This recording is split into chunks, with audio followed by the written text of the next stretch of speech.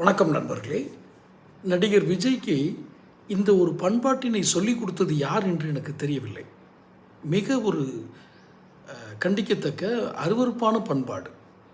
அவர் 1000 விஷயங்கள் சொல்லட்டும், விளக்கங்கள் சொல்லட்டும்.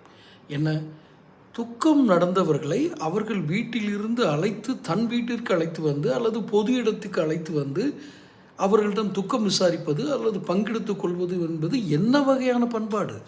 இந்தியாவில் எங்காவது இது நடந்திருக்கிறதா? விடுங்கள், உலகத்தில் எங்கேயாவது இப்படி நடந்திருக்கா?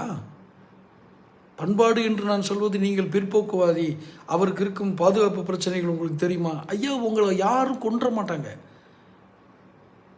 இப்படி சொல்கிறதுக்கு மன்னிக்கணும். கரூருக்குள்ளே போயிட்டீங்கன்னா மண்டபந்தரில் அவங்க பாதுகாப்பு சரியாக தரமாட்டாங்க. கோர்ட்டில் நாங்கள் இது கேட்டோம், பெர்மிஷன் கேட்டோம், காவல்துறையில் பெர்மிஷன் கேட்டோம். நீங்கள் போங்க. அவர் வீட்டிலேருந்து துக்கம் விசாரிக்கிறதுக்காக கிளம்புனார், வழியிலே போலீஸ் மறித்து அவர் அரெஸ்ட் பண்ணிடுச்சு அல்லது போகக்கூடாதுன்னு எச்சரிச்சதுங்கிறது நியூஸ் ஆகட்டும். வாசல் கூட வரமாட்டீங்க, லெட்டராக எழுதி எழுதி அது எப்படி கேட்குறது?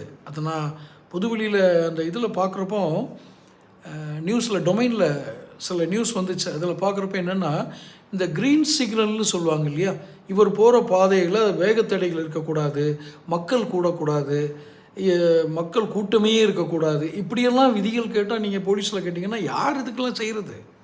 யார் ஒத்துக்குவாங்க? யார் பெர்மிஷன் கொடுப்பாங்க? இப்போ என்ன பண்ணியிருக்காங்க, இப்போ வர்ற நியூஸ் பார்த்தேன், கரூரிலிருந்து பஸ்ஸு கிளம்புது.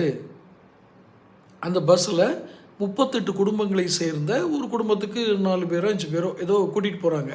மீதி 4 குடும்பங்கள் விமானம் மூலம் அழைத்து வரப்படுகிறது. சென்னையில் இருக்க ஒரு நட்சத்திர ஹோட்டலில் அவங்களெல்லாம் வச்சு சந்திக்கிறாங்க. நட்சத்திர ஹோட்டலில் துக்கம் விசாரிக்கிற ஒரே தலைவன் இவர் தான். இவரை மாதிரி ஒரு தலைவன் வேணும்னா நம்ம கொடுத்து வச்சுருக்கணும். என்னுடைய ஆதங்கம் நன்றாக புரிந்து கொள்ளுங்கள். நீங்கள் எத்தனை காலம் கழித்து வேண்டுமானாலும் அந்த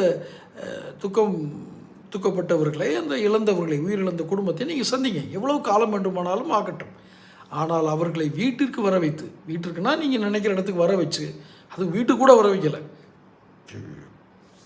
ஒரு பொது இடத்துல ஒரு 5 நட்சத்திர ஹோட்டலில் வர வச்சு அங்கே வச்சு ஒரு துக்கம் விசாரிப்பாரான். அதுவும் தனித்தனியாக விசாரிப்பாரான். பரவாயில்ல, எல்லாத்தையும் ஒன்றா கூட்டி வச்சு 100 பேரை ஒன்றா கூட்டி வச்சு மொத்தமாக விசாரிக்காமல் போனார் பாருங்க.